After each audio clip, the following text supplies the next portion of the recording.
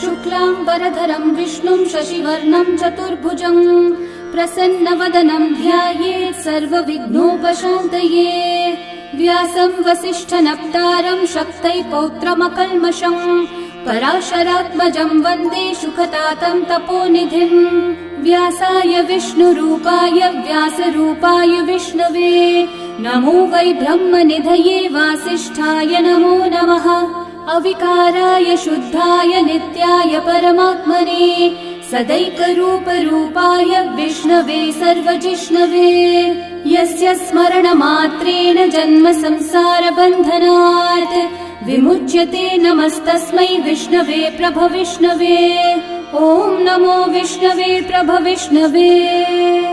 श्रीवैशम्पायन उवाच श्रुत्वा धर्मानशेषेण पावनानि च सर्वशः युधिष्ठिरः शान्तनवं पुनरेवाभ्यभाषत।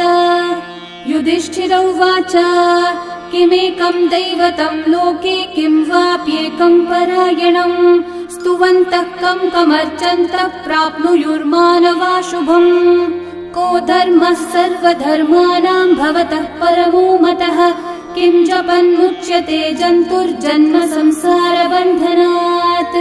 श्रीभीष्म उवाच जगत्प्रभुं देवदेवम् अनन्तं पुरुषोत्तमं स्तुवन्नामः सहस्रेण पुरुषस्तततोत्थितः तमेव चार्चयन् नित्यं भक्त्या पुरुषम् अव्ययम् ध्यायन् स्तुवन्नमस्यं च यजमानस्तमेव च। अनादिनिधनं विष्णुं सर्वलोकमहेश्वरम् लोकाध्यक्षं स्तुवन्नित्यं सर्वदुःखातिगो भवेत्। ब्रह्मण्यं सर्वधर्मज्ञं लोकानां कीर्तिवर्धनम् लोकनाथं महद्भूतं सर्वभूतभवोद्भवम्। एष मे सर्वधर्माणां धर्मोऽधिकतमो मतः यद्भक्त्या पुण्डरीकाक्षं स्तवैर्रच्चैर्नरः सदा। परमं यो महत्तेजः परमं यो महत्तपः परमं यो महद्ब्रह्म परमं यः परायणम्। पवित्राणां पवित्रं यो मङ्गलानां च मङ्गलम् देवतं देवतानां च भूतानां यो व्ययः पिता। यतः सर्वाणि भूतानि भवन्त्यादियुगागमे यस्मिंश्च प्रलयं यान्ति पुनरेव युगक्षये। तस्य लोकप्रधानस्य जगन्नाथस्य भूपते विष्णोर्नाम सहस्रं मे शृणु पापभयापहम्। यानि नामानि गौणानि विख्यातानि महात्मनः ऋषिभिः परिगीतानि तानि वक्ष्यामि भूतये। ऋषिर्नाम्नां सहस्रस्य वेदव्यासो महामुनिः छन्दोऽनुष्ठुप् तथा देवो भगवान् देवकीसुतः। अमृतांशोद्भवो बीजं शक्तिर्देवकी नन्दनः त्रिसामा हृदयं तस्य शान्त्यर्थे विनियुज्यते। विष्णुं जिष्णुं महाविष्णुं प्रभविष्णुं महेश्वरम् अनेकरूपदैत्यान्तं नमामि पुरुषोत्तमम्। अस्य श्रीविष्णोर्दिव्यसहस्रनामस्तोत्रमहामन्त्रस्य श्रीवेदव्यासो भगवान् ऋषिः अनुष्ठुप्छन्दः। श्रीमहाविष्णुः परमात्मा श्रीमन्नारायणो देवता अमृतांशोद्भवो भानुरिति बीजम् देवकी नन्दनसृष्टेति शक्तिः उद्भवः क्षोभणो देव इति परमो मन्त्रः।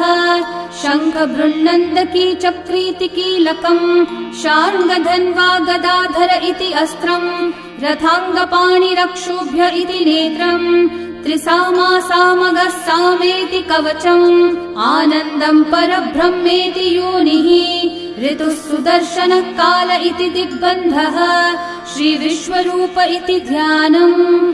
श्रीमहाविष्णुः प्रीत्यर्थे सहस्रनाम जपे विनियोगः।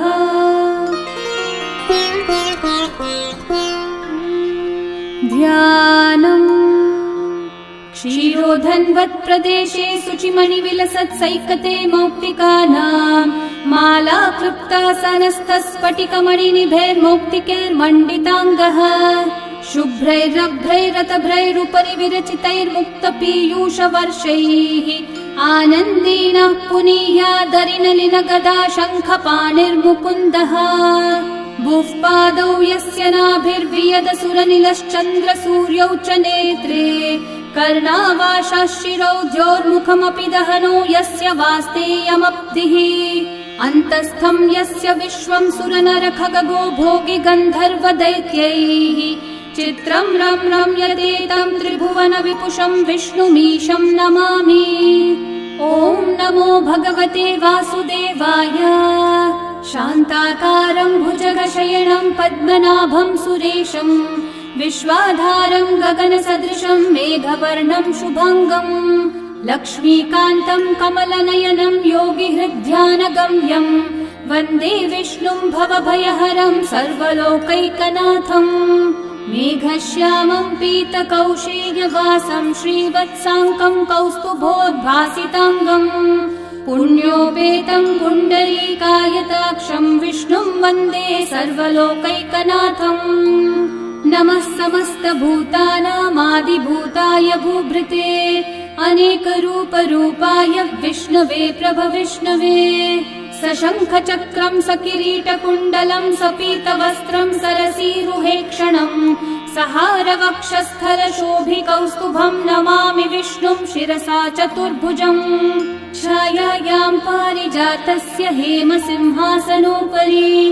आसीनमम्बुदश्याममायताक्षम् अलङ्कृतम् चन्द्राननं चतुर्बाहुं श्रीवत्साङ्कितवक्षसं रुक्मिणी सत्यभामाभ्यां सहितं कृष्णमाश्रये। ॐ विश्वं विष्णुर्वषट्कारो भूतभव्यभवत्प्रभुः भूतकृद्भूतभृद्भावो भूतात्मा भूतभावनः भूतात्मा परमात्मा च मुक्तानां परमागतिः अव्ययः पुरुषः साक्षी क्षेत्रज्ञोऽक्षर एव च योगो योगविदां नेता प्रधानः पुरुषेश्वरः नारसिंहः वपुः श्रीमान् केशवः पुरुषोत्तमः सर्वः शर्वः शिवस्थाणोर्भूतादिर्निधिरव्ययः सम्भवो भावनो भर्ता प्रभवः प्रभुरीश्वरः स्वयंभू शम्भुरादित्यः पुष्कराक्षो महास्वनः अनादिनिधनो धाता विधाता धातुरुत्तमः अप्रमेयो ऋषिकेशः पद्मनाभोऽमरः प्रभुः विश्वकर्मा मनुस्त्वष्टा स्थविष्ठस्थविरो ध्रुवः अग्राह्यः शाश्वतः कृष्णो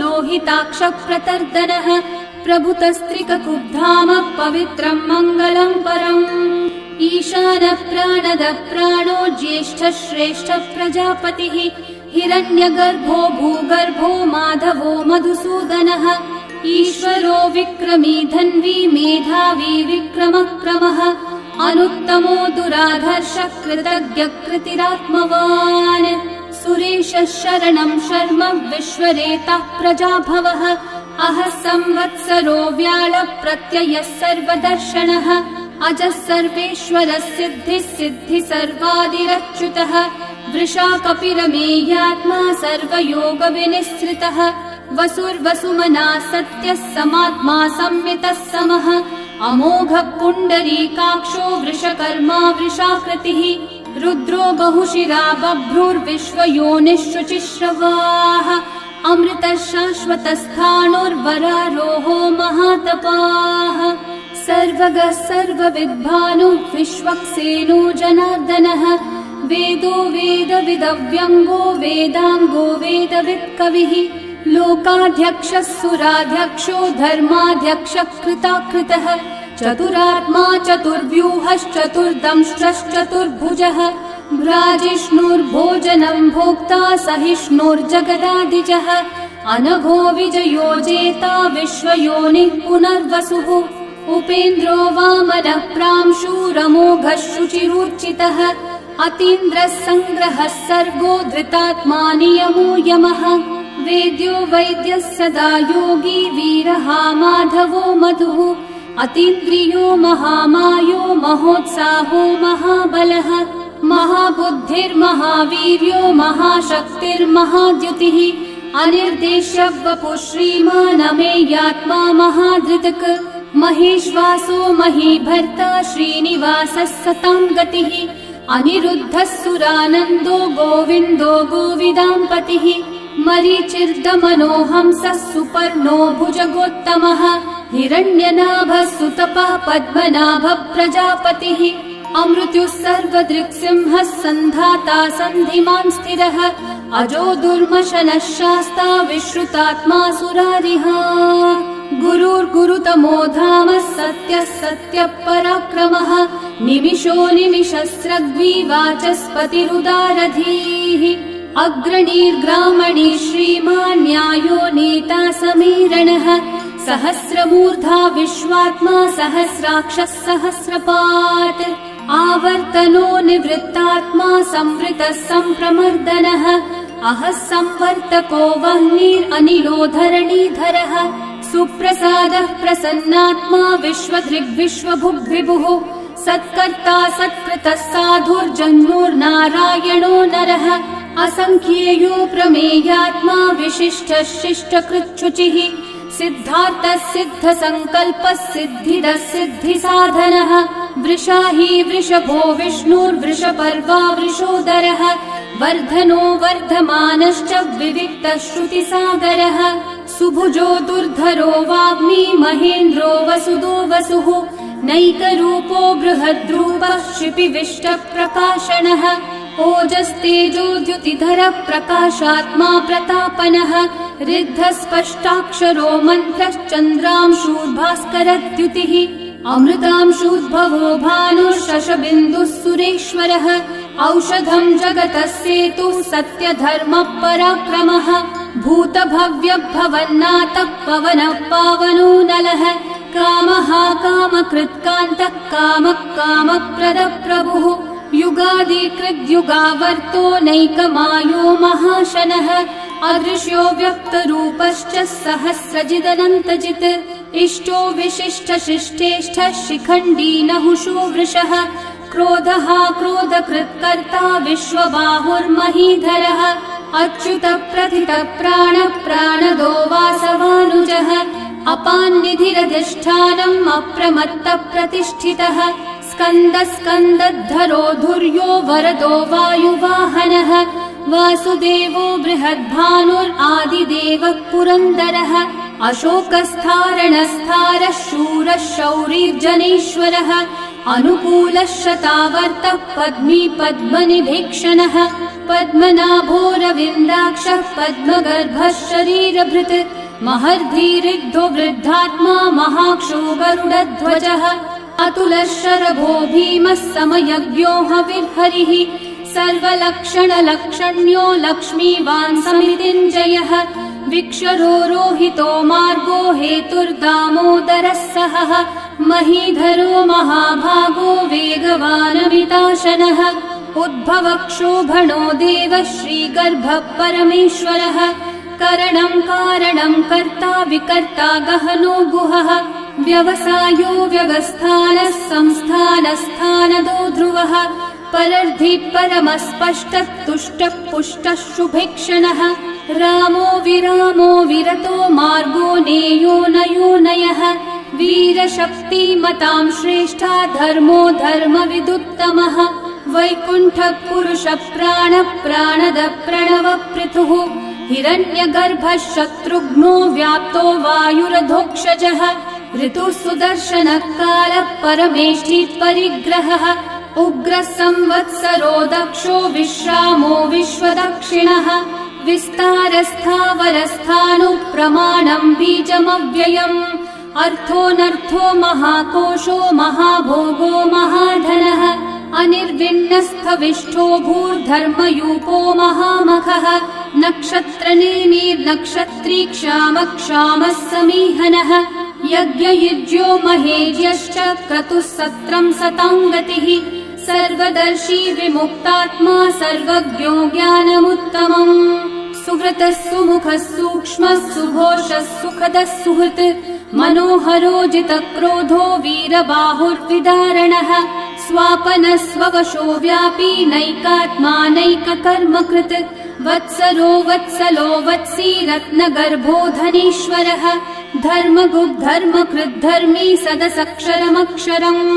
अविज्ञाता सहस्रांशूर्विधाता कृतलक्षणः गभस्तिनेमि सत्त्वस्थः सिंहो भूतमहेश्वरः आदिदेवो महादेवो देवेशो देवभृद्गुरुः उत्तरो गोपतिर्गोप्ता ज्ञानगम्यः पुरातनः शरीरभूतभृद्भोक्ता कपीन्द्रो भूरि दक्षिणः सोमपोऽमृतपः सोमः पुरुजित्पुरुसत्तमः विनयोजयः सत्यसन्धो दाशारः सात्वतां पतिः जीवो विनयिता साक्षी मुकुन्दोऽमितविक्रमः अम्भो निधिरनन्तात्मा महोदधिशयोऽन्तकः अजो महार्हः स्वाभाव्यो जितामित्रप्रमोदनः आनन्दो नन्दनो नन्दः सत्यधर्मात्रिविक्रमः महर्षि कपिलाचार्य कृतज्ञो मेदिनीपतिः त्रिपदस्त्रिदशाध्यक्षो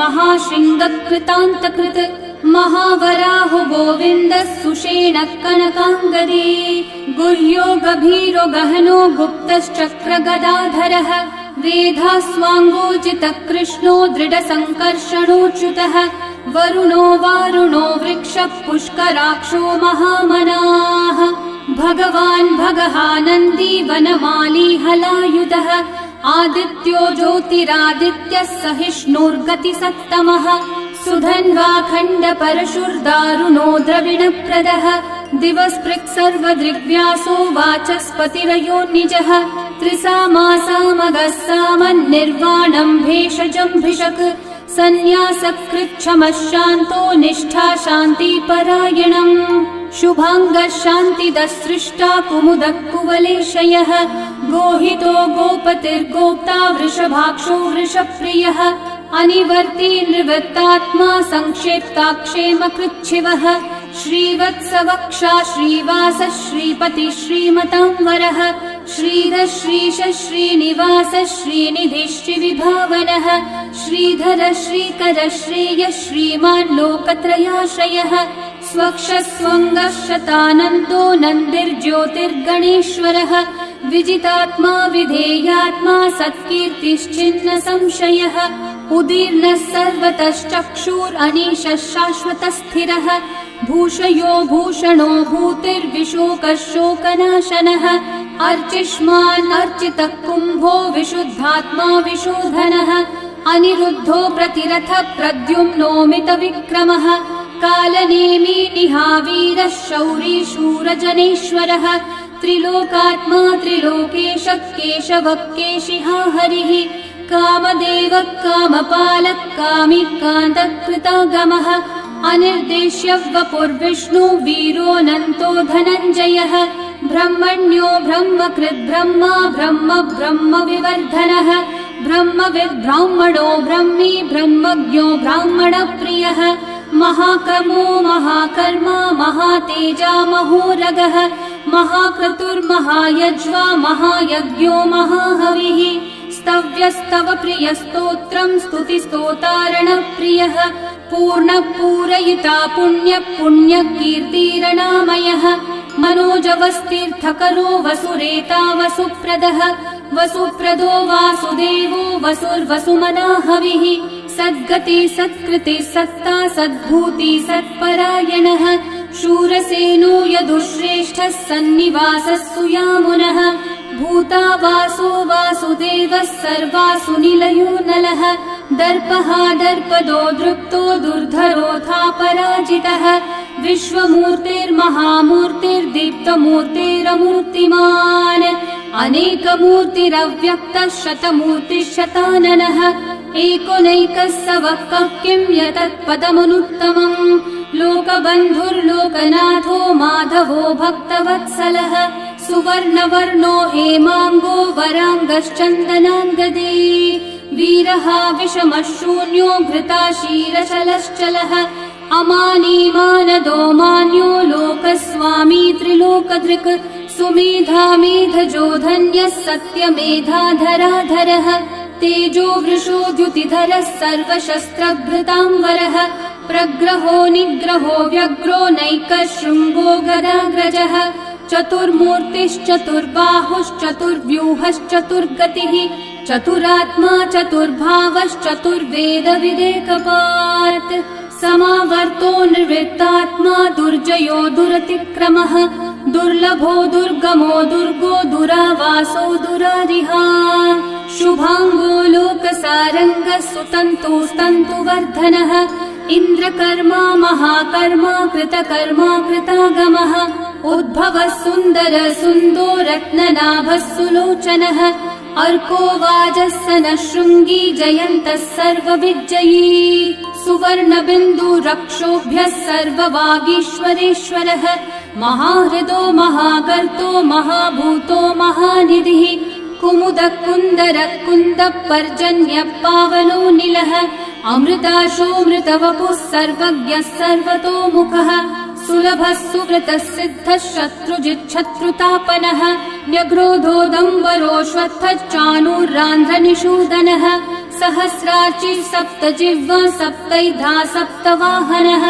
अमूर्तिरनघोचिन्त्यो भयकृद्भयनाशनः अनुर्बृहत्कृशस्थूलो गुणवृन्निर्गुणो महान् अधृतस्वधृतस्वास्य प्राग्वंशो वंशवर्धनः भारभृत्कथितो योगी योगीशः सर्वकामदः आश्रमश्रमणश्रामः सुपर्णो वायुवाहनः धनुर्धरो धनुर्वेदो दण्डो दमयिता दमः अपराजितः सर्वसहो नियन्ता नियमो यमः सत्त्ववान् सात्विकः सत्यः सत्यधर्मपरायणः अभिप्रायप्रियार्होर्हः प्रियकृत्प्रीतिवर्धनः विहाय स गतिर्ज्योतिः सुरचिर्हुतभुक् विभुः रविर्विरोचनः सूर्यः सविता रविलोचनः अनन्तो हुतभुग्भोक्ता सुखदो नैकजोऽग्रजः अनिर्विण्णः सदा मर्षि लोकाधिष्ठानमद्भुतः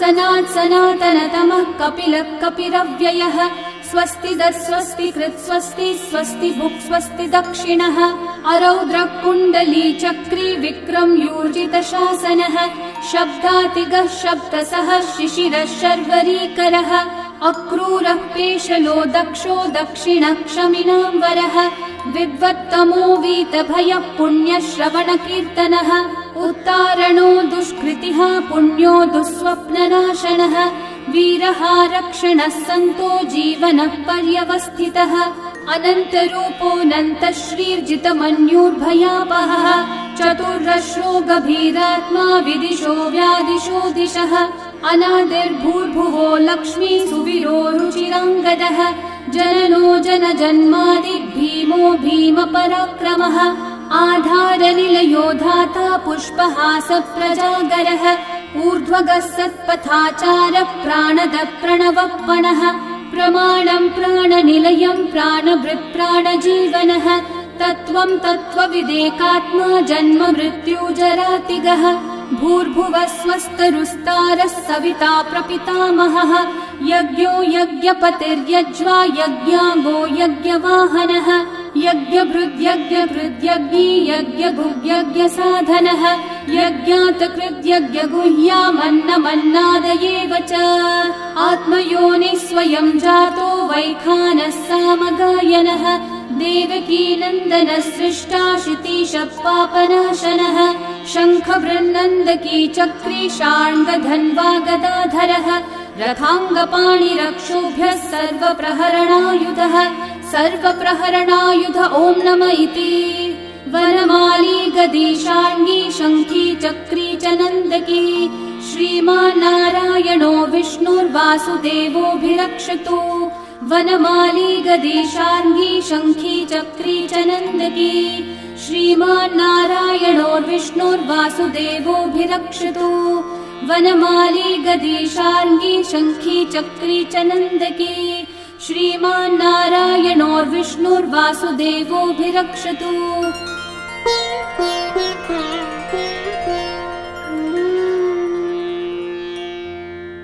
इतीदं कीर्तनीयस्य केशवस्य महात्मनः नाम्नां सहस्रं दिव्यानामशेषेण प्रकीर्तितम्। य इदं शृणुयान्नित्यं यश्चापि परिकीर्तयेत् नाशुभं प्राप्नुयात् किञ्चित् सोमुत्रेह च मानवः।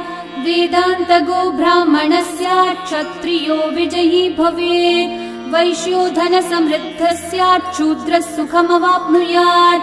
धर्मार्थी प्राप्नुयात् धर्मम् अर्थार्थी चार्थमाप्नुयात्। कामानवाप्नुयात् कामी प्रजार्थी चाप्नुयात् प्रजाम्। भक्तिमान् यः सदोत्थाय शुचिस्तद्गतमानसः सहस्रं वासुदेवस्य नाम्नामेतत् प्रकीर्तयेत्। यशः प्राप्नोति विपुलं याति प्राधान्यमेव च। अचलां श्रियमाप्नोति श्रेय प्राप्नोत्यनुत्तमम्। न भयं क्वचिदाप्नोति वीर्यं तेजश्च विन्दति। भवत्यरोगो द्युतिमान् बलरूपगुणान्वितः। रोगार्तो मुच्यते रोगात् बद्धो मुच्येत बन्धनात्। भयान्मुच्येत भीतस्थो मुच्येतापन्न आपदः। दुर्गान्यतितरत्याशु पुरुषः पुरुषोत्तमम्। स्तुवन्नाम सहस्रेण नित्यं भक्ति समन्वितः। वासुदेवाश्रयो मर्त्यो वासुदेवपरायणः। सर्वपापविशुद्धात्मा याति ब्रह्म सनातनम्। न वासुदेव भक्तानामशुभं विद्यते क्वचित्। जन्म मृत्यु जरा व्याधि भयं नैवोपजायते। इमं स्तवमधीयानः श्रद्धा भक्ति समन्वितः। युज्येतात्मसुखः शान्ति श्रीधृति स्मृतिकीर्तिभिः। न क्रोधो न च मात्सर्यं न लोभो नाशुभा मतिः। भवन्ति कृतपुण्यानां भक्तानां पुरुषोत्तमे। द्यौस चन्द्रार्कनक्षत्राखं दिशो भूर्महो दधिः। वासुदेवस्य वीर्येण विदतानि महात्मनः। ससुरासुरगन्धर्वं सयक्षूरगराक्षसम्। जगद्वशे वर्ततेदं कृष्णस्य सचराचरम्। इन्द्रियाणि मनोबुद्धिः सत्त्वं तेजो बलं द्युतिः। वासुदेवात्मकन्याहुः क्षेत्रं क्षेत्रज्ञ एव च। सर्वागमानामाचार प्रथमं परिकल्पते। आचार प्रभवो धर्मो धर्मस्य प्रभुरच्युतः। ऋषयः पितरो देवा महाभूतानि धातवः।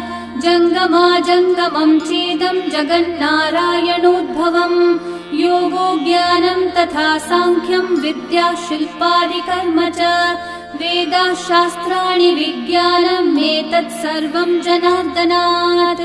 एको विष्णुर्महद्भूतं पृथक् भूतान्यनेकशः। त्रीन् लोकान् व्याप्य भूतात्मा भुङ्क्ते विश्वभुगव्ययः। इमं स्तवं भगवतो विष्णोर्व्यासेन कीर्तितम्। पठ्येद्य इच्छेत् पुरुषः श्रेयः प्राप्तुं सुखानि च। विश्वेश्वरमजं देवं जगतः प्रभुमव्ययम्। भजन्ति ये पुष्कराक्षं न ते यान्ति पराभवम्। न ते यान्ति पराभवम्। ॐ नमः इति। अर्जुनोवाच पद्मपत्र विशालाक्ष पद्मनाभः सुरोत्तम। भक्तानामनुरक्तानां त्राता भव जनार्दन। श्रीभगवानुवाच यो मां नाम सहस्रेण स्तोतुमिच्छति पाण्डव। सोऽहमेकेन श्लोकेन स्तुत एव न संशयः। स्तुत एव न संशय। ॐ नमः इति।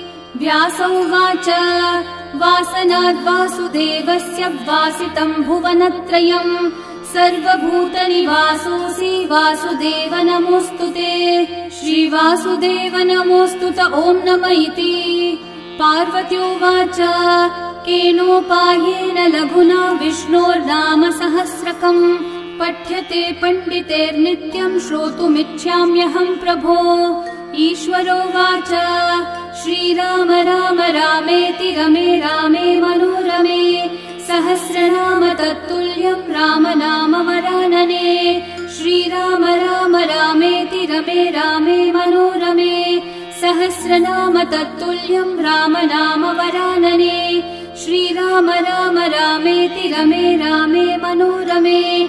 सहस्रनाम तत्तुल्यं रामनाम वरानने श्रीरामनाम वरानन ॐ नमः इति ब्रह्म उवाच नमोऽस्त्वनन्ताय सहस्रमूर्तये सहस्रपादाक्षि शिरोरुबाहवे सहस्रनाम्ने पुरुषाय शाश्वते सहस्रकोटियुगधारिणे नमः सहस्रकोटियुगधारिण ॐ नमः इति सञ्जय उवाच यत्र योगेश्वरः कृष्णो यत्र पार्थो धनुर्धरः तत्र श्रीर्विजयो भूतिर्ध्रुवा नीतिर्मतिर्मम श्रीभगवानुवाच अनन्याश्चिन्तयन्तो मा ये जनाः पर्युपासते तेषां नित्याभियुक्तानां योगक्षेमं वहाम्यहम् परित्राणाय साधूनां विनाशाय च दुष्कृतां धर्म संस्थापनार्थाय सम्भवामि युगे युगे आर्ता विषण्णा शिथिलाश्च भीता घोरेषु च व्याधिषु वर्तमानाः संकीर्त्य नारायण शब्दमात्रं विमुक्तदुःखा सुखिनो भवन्तु कायेन वाचा मनसैन्द्रियैर्वा बुद्ध्यात्मना वा प्रकृते स्वभावात् करोमि यद्यत् सकलं परस्मै नारायणायेति समर्पयामि। श्री विष्णु सहस्रनाम स्तोत्रम् सम्पूर्णम्।